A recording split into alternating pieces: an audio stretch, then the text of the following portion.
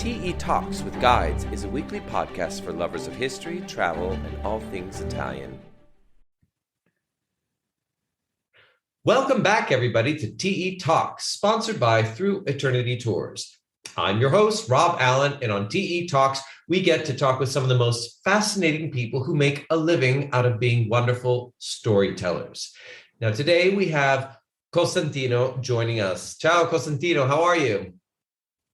Ciao, I'm fine. Great, lovely. Thank you.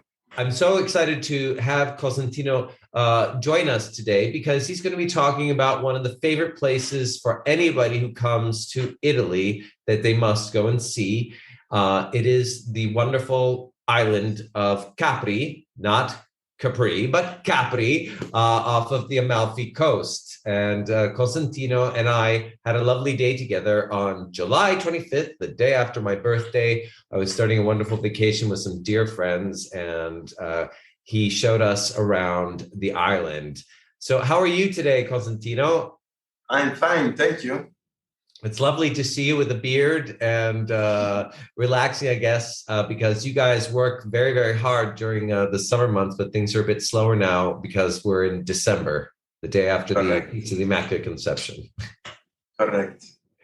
Great. So I guess if you could tell us a little bit about yourself, because I'm really happy with my company. We're going to be doing a lot more experiences on Capri itself and promoting it. It really is a stunningly beautiful place. When you took me around, I saw one whole different aspect of it. And then I later on went to see it again in October to do kind of like a full day around tour for our destinations video. So we've even decided, because Capri is so beautiful and kind of so important for so many people, we're going to be doing 2 different videos about Capri. So tell us a little bit about who you are and how long you have been a guide. Well, thank you for asking and for talking about Capri. Mm-hmm. I was born on the island, and my family is from the island. It's already several generations. It's not easy to count. My grandfather already was involved in tourism because he started the first travel agency on the island. And they were the first one able to sell all sorts of traveling tickets before the internet era. So it was completely different then. And always my parents too have been involved in some touristic kind of activity. And so I started my guide career in 1996. I passed the test in the region Campania to become a certified approved guide by the region Campania, which is the only way to be allowed to talk in sites of archaeological or any cultural interest, as in Italy. The rules are like that.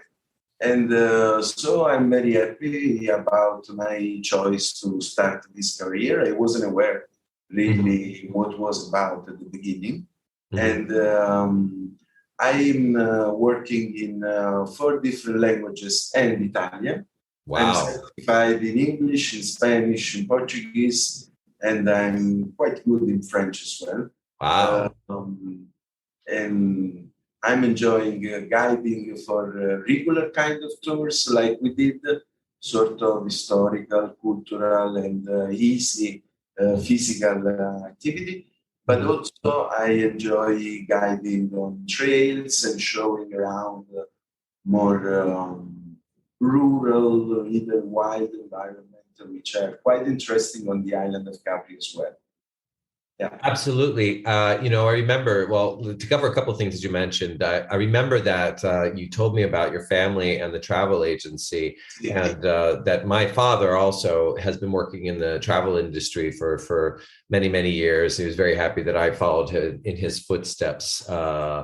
Yes, I remember that there was this kind of camaraderie between us because of having families been involved in the travel industry, although you guys have a great history of generations. Besides yes, for Capri locals and inhabitants, the hospitality is a very strong part of the culture.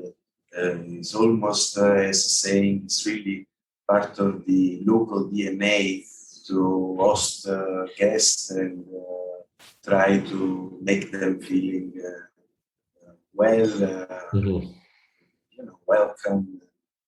Yeah, exactly. And that was a very good thing that you did. I remember, because from the moment of the island, my friends and I got off our boat, you were there to greet us and you kind of took us around. You made sure, because of course, going in July, at the end of July into August is probably the busiest time of year, even during the pandemic. And I mean, I can't imagine without having you, what kind of experience we would have had, because you were able to kind of just make sure that everything went smoothly, that we got a taxi, that everything was ready to get us where we needed to go. And then immediately you took us away from the crowds. The itinerary.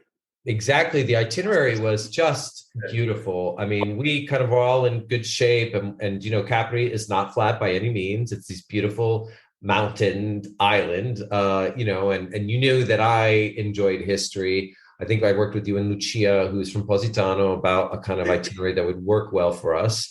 And so we went to what I was very much looking forward to was, first we walked through up to the ancient Villa Jovis, which was connected to Jupiter, or for the Emperor Tiberius. And on the way, I do also remember you talked about, we walked around, eventually on the way back, you showed us your home where you lived on Capri, which is, I think, where you're videotaping right now. So now I'm getting to see the inside of the house. And also that you were so very great about the geography, about what Capri produced, about the speciality of the lemons and stuff. Why don't you tell some of our listeners about that? Like, what makes Capri so unique? Well, the lemons are already characterizing a pretty large area around Capri. Also, Sorrento Peninsula and the Amalfi Coast are all related with the big production, and especially in the 19th century, a very big export activity of lemons. That generated the creation and the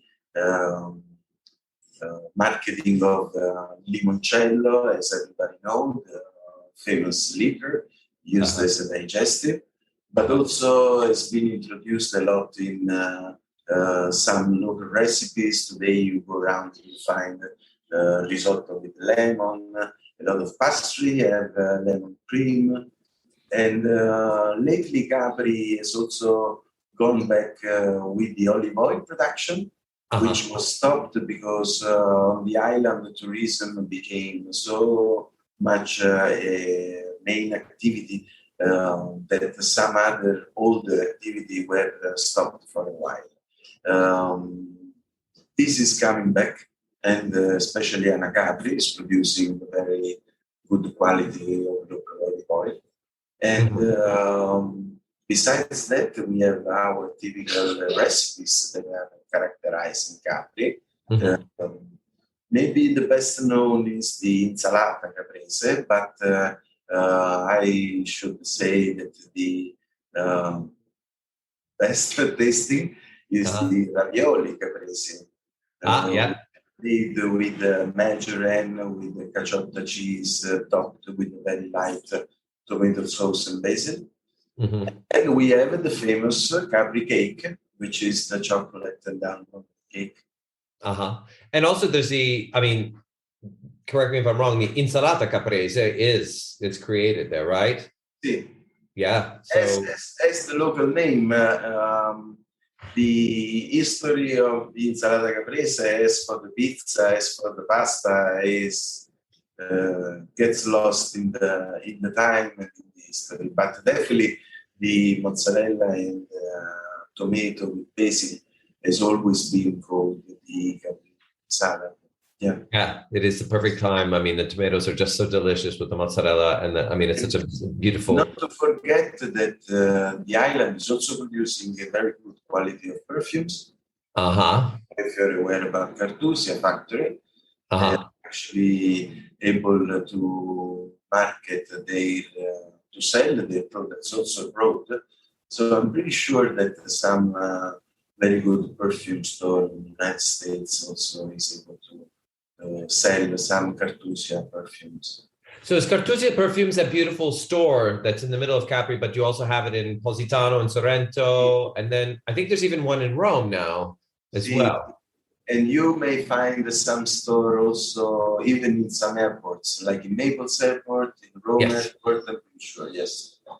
And they have good distributors around the world, including in the US. Yes. So, I mean, these products that Italy produces, like this perfume, is just they always seem to be at such another level, or come si faceva una volta, like how things were done back in the olden days. Like, I mean, just the Italians have such a beautiful attention to the packaging, to the detail. Like when you buy a product, like a beautiful perfume bottle. And I remember the store specifically in Capri because I saw it in the second time I came back. It was really, really beautiful because it had a little fountain in the front of it. The factory by the Caesar Augustus Garden. Exactly. That's where we were. Yes, and we got to go into the garden too, which was wonderful. I got to take a peek at it. Just I guess I mean that's wonderful with the packaging and the beautiful and the perfumes and a bit of the island, and you guys living on the island and having a home there and working. You work just basically. I know that, and I think I've mentioned this in my other podcast that.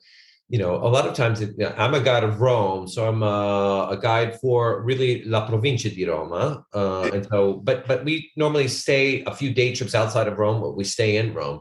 But what's unique about the guides of Campania is that you guys just have to go everywhere.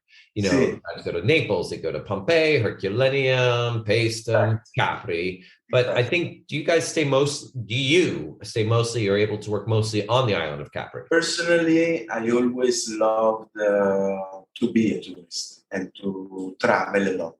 And so when this job, among other things, was giving me the chance to move more around the area, I always preferred to not just do Capri, but also for myself to extend my activities in Pompeii, in Herculaneum, rather than Naples. I tend to hike a lot on the Amalfi Coast and Sorrento Peninsula. Definitely, these days, as you have seen with family commitments, I always try now to find a job within my area to be able to go and come back in within the day.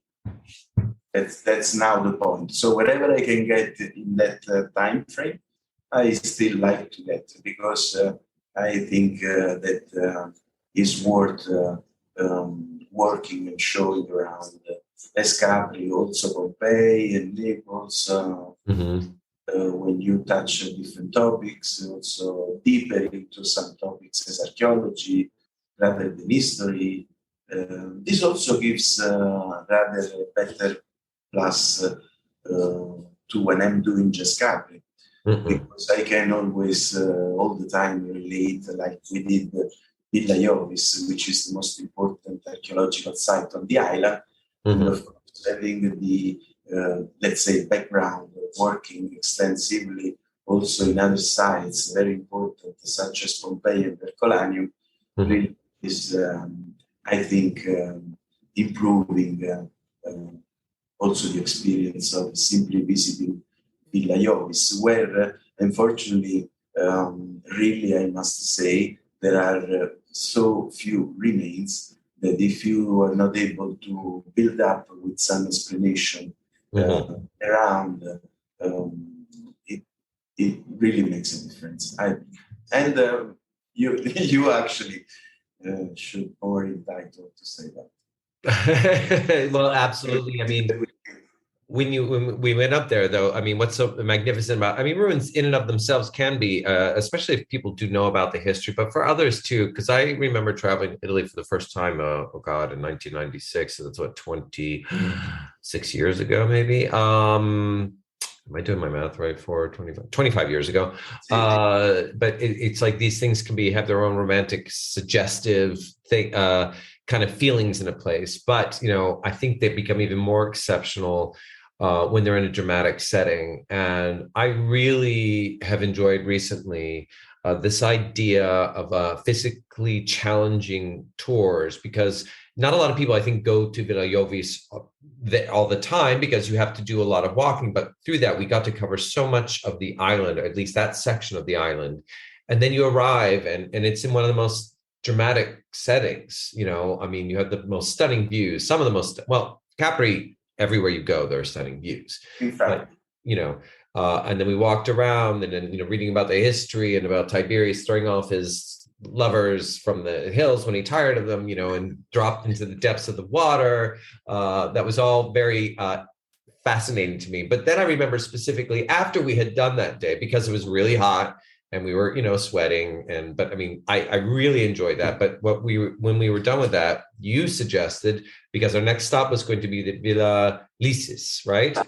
Lysis. Okay. So you said, well, we can walk down where we came, or why don't we go down through the woods to get to it?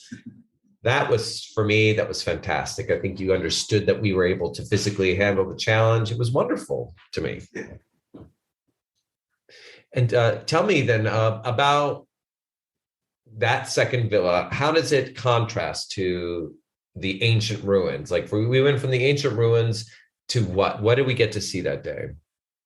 Well, the idea was to show you on a regular July day the beautiful side of the island without many people around, and still being able to enjoy areas like the residence area that we walked through to reach the villa. It is still characterized by beautiful villas and nice gardens and very nice setting. And then from the Roman ruins, we went on to the early touristic age of Capri, and to visit one of the first villas that foreigners have been building all around the island, and also one of the most dramatic. In fact, the will of Count Jacques d'Aversfeld was actually to emulate the Emperor Tiberius, and this is why he only accepted to have Villa Jovis above his villa, and this is why Villa Lysis ended up built there. And so this is why he was around. But then we are in the beginning of 19th century, and is when rich Europeans were traveling around Italy to come to discover the archaeological findings, to see the beautiful galleries, the Caravaggio paintings, and the Grand Tour generated what became tourism today.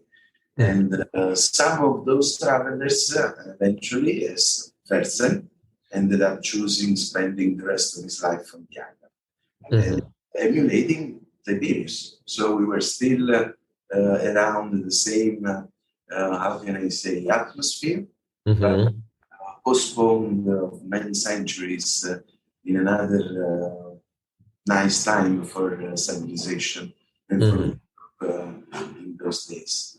And of course, his wealth gave him the chance to enjoy the island at its best. So much that he was able to choose to build a beautiful villa built in almost a Liberty style, perched over a cliff with amazing views and total control of the harbor of the island, but also on the two bays that you can spot from Capri, Naples in the north, Salerno with the Amalfi Coast in the south, and just to have a very indulgent life. Again, trying to emulate the emperor, and so just trying to be, the laziest. As one does. Yes. So to be clear then, so people can kind of understand, I guess you do have, because I've done some other podcasts, I have a wonderful one with one of our guides, Thomas, talking about the Grand Tour coming to Rome. I mean, the Grand Tour of these aristocrats. So these are very wealthy individuals coming from Germany, France, but specifically England, I think. In England, they were coming. Was Middle Northern European. Yes. And this became, at first, I believe, a way to know Italy, but many did the Grand Tour because it was a way for the youngsters of the European aristocracy to end education life. So after graduated, the way to become perfectly educated gentleman was to also know the ancient history, the classic cultures, and this is why they were actually sent by their families to travel through Italy. The luckier ones were getting to Greece, even to Egypt. So the Grand Tour could last from 1 year up to 3 years. They were not traveling alone, these young European gentlemen. They were usually coming with someone entitled by their family to follow them. They put more insight in the education they were coming to get. But then, as Fersen, many other fell in love with the areas they visited. In fact, first visited Capri the first time when he was only 18 years old. He was not actually doing a classic Grand Tour, but he came to Italy with the entire family, with his mother, with his sister. So it was not a classic Grand Tour, but he came from Naples with a rich Neapolitan handsome man to visit the island for the first time, to spend a day or just a short time visit. And this is when he witnessed the scandal that Oscar Wilde gave when he tried to get a room in the Quisisano Hotel. Yes, I think you told me about that. He came to Capri soon after he came out from jail. He was not so much well accepted by all the other guests of the hotel. So actually, the general manager of the Quisisano was pretty much forced to don't give Oscar Wilde a room. So he had to change option and choose another place to stay. And Fersen sent him flowers as to be, he was sorry. He was sorry. And there was a sense of solidarity with him, I guess. So he left Capri shortly after, probably with this handsome Neapolitan rich guy. He had his first encounter or important history. And this made him love very much his memory of the island of Capri. And so from this point, because like just so to reiterate for people, because in those time periods, homosexuality was even considered a mental disease or it was illegal. But you do have these aristocrats who could come into a situation that's maybe not like don't ask, don't tell. You'd say, okay, it's fine that you have this certain behavior, but it cannot be expressly said. But Oscar Wilde was known to be this because he was already in jail for being correct. So then you're saying he was not accepted at the hotel, and that the owner of Villa Lysis gave him flowers in this situation. So it's a place that's a kind of seclusion, outstandingly beautiful, and tourism doesn't come until the Grand Tour. Before then, Capri was known as a kind of fishing island. Well, there were not many people living. There were not many people visiting. The quality of life was very poor back then. Actually, locals struggled to get food and money to around. They were hunting, fishing, farming. This was it, basically. But really, very few hundreds inhabitants were around the island back then. Capri didn't have a road yet to get there. So you could just walk on the Phoenician steps. Yes. All the 800 whatever steps there are to reach Anacapri from the harbor, and very few buildings. Mm-hmm. And then the first tourists used to come to Capri mostly during the winter time, as they were mainly Northern European, and they were spending a mild winter on the island. Yes. Sometimes they were going back in the summertime because Capri was getting too hot, and they were finally able to enjoy some decent weather back at home. Mm-hmm. So only after World War II, we changed and switched into the tourism as we intended today. Mm-hmm. But in many different aspects, also the touristic market, the offer, the infrastructure, many different things changed from World War II on. Mm-hmm. The fact that the Mission Avalanche took place in Salerno Bay as one of the three main landing operations of the Allies in Italy at the end of World War II. This also had Capri popularity because by chance the same hotel, Visisana, but also the Punta Tragara, were both confiscated by the Allies, and they both became resting place for the high officers of the British and the US Army. So this made it happen that Winston Churchill was on the island, and Eisenhower was on the island back then. So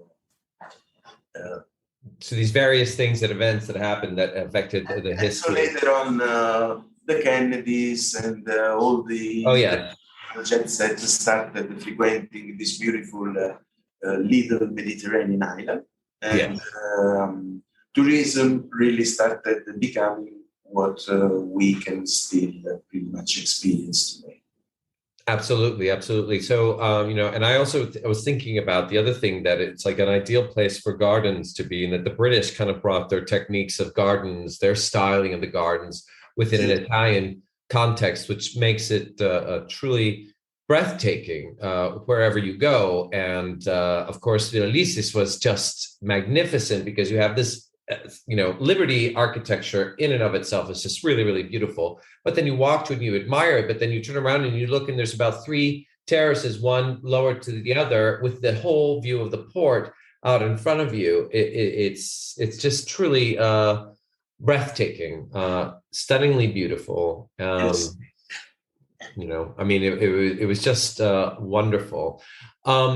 I guess what I also wanted to say is I remember other things on that day that we took with this Taste of Capri, is that we saw a pony in this like secluded off part of the path getting back down, because we walked to, there was this lovely little pony that we all kept on thinking about because it was the sweetest thing that came up to us, and he was fenced off. He seemed to be a little lonely. And then I think one of the most beautiful memories that we had, or I had, was that, and it's funny because you guys can't see what we're watching, but, in Constantino's house, his daughter has been walking back and forth behind the screen. And when you said, "Oh, this is my daughter," she had just came out of school, and she came up and she gave you a big hug. I mean, it was just so sweet. And then you get to see, the people who live on the island. This is how they live. And that true moment with your family was lovely to really experience.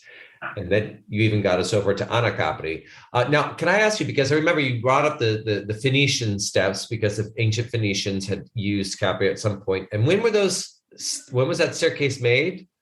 Allora, the staircase was made probably around the 5th century before Christ. Wow. And the only reason why is such a name as Phoenician staircase was probably the technique that was used to make it. Which was simply carving the steps in the side of the cliff. As you can still see today in some Phoenician areas, in the western side of Sicily, around Erice and Trapani, where there used to be Phoenician settlement and colonies. Capri never had such a frequentation.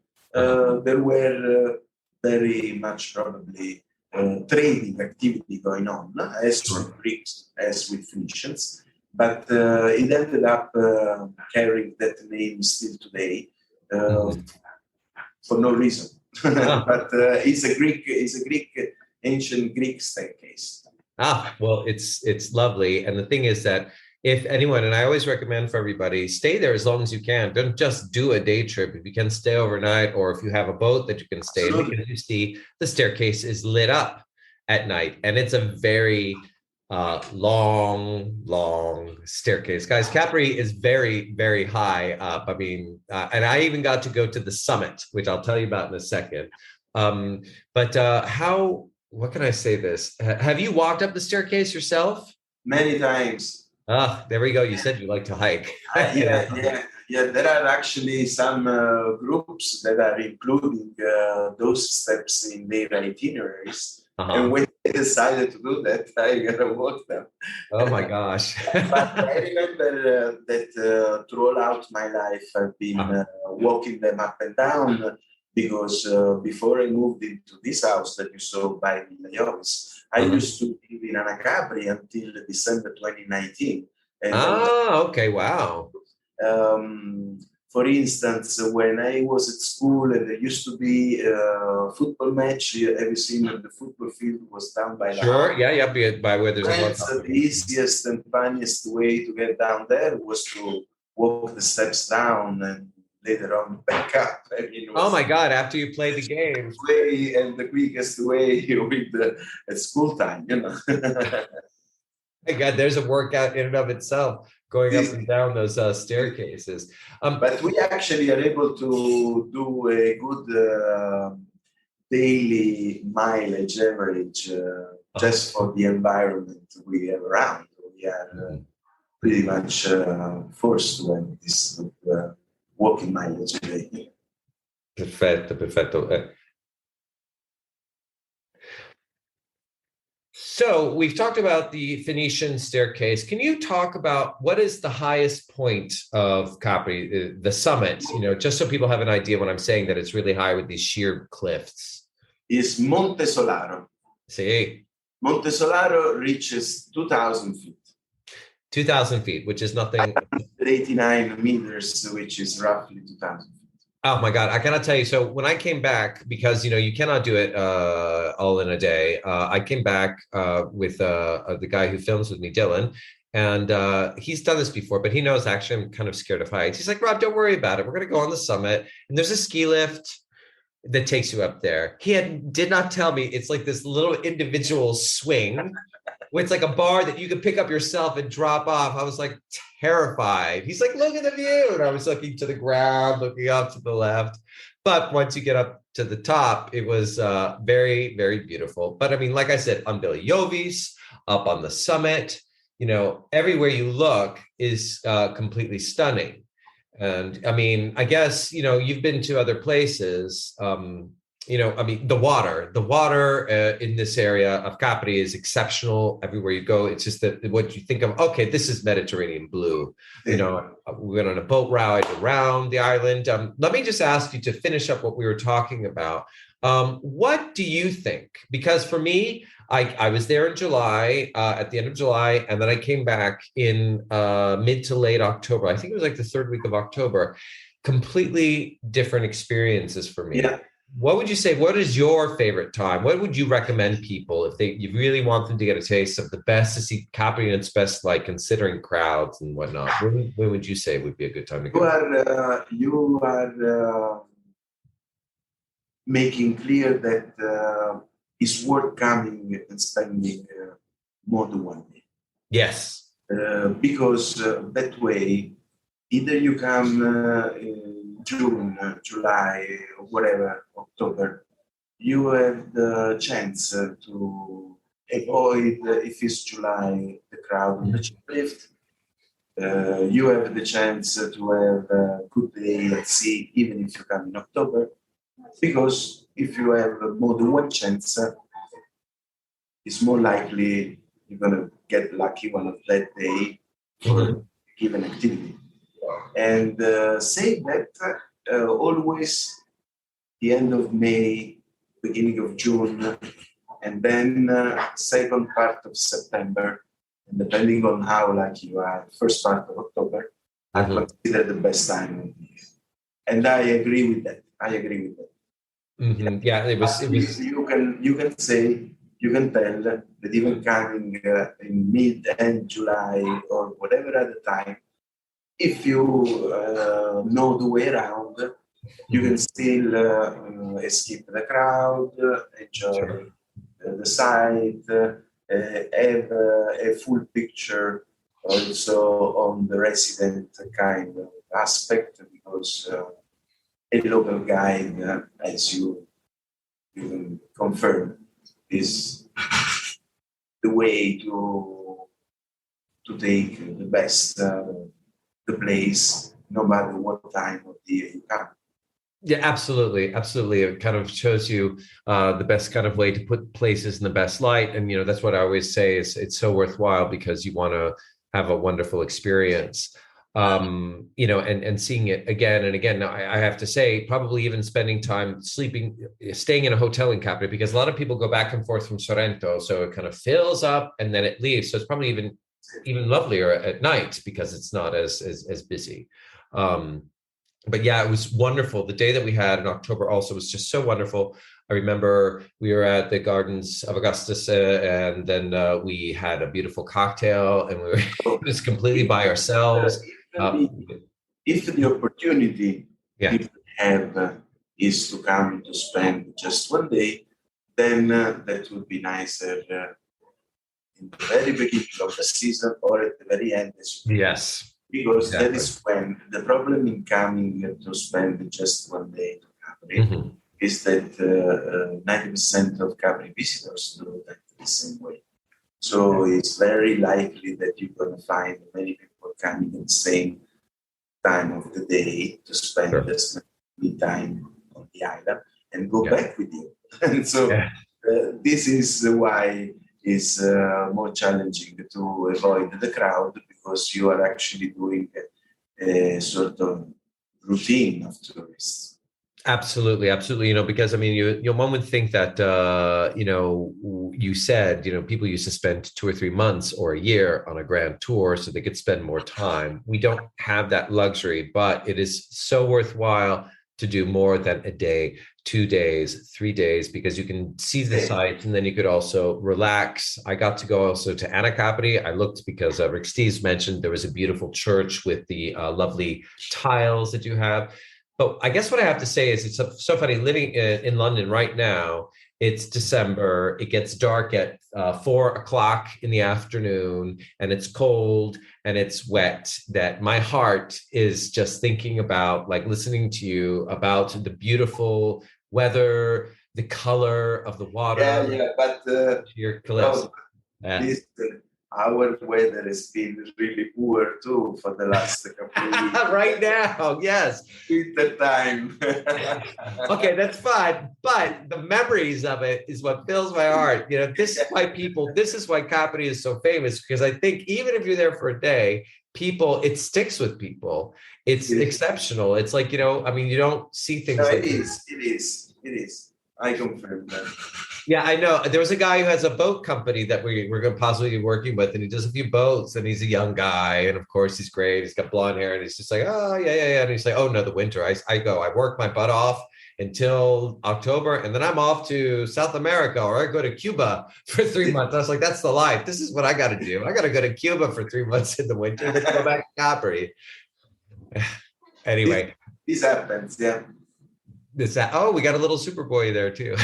That's my little Superboy. That's great. Anyway, Constantino, thank you so much for your time. I appreciate it. And thank you for sharing your home and your family with us. Please tell them I said hello. And I would look forward to seeing you again soon, because I can't wait to get back to Capri. Thank you for contacting me. Thank you for this opportunity. And yes, I hope to see you soon. You and all your friends.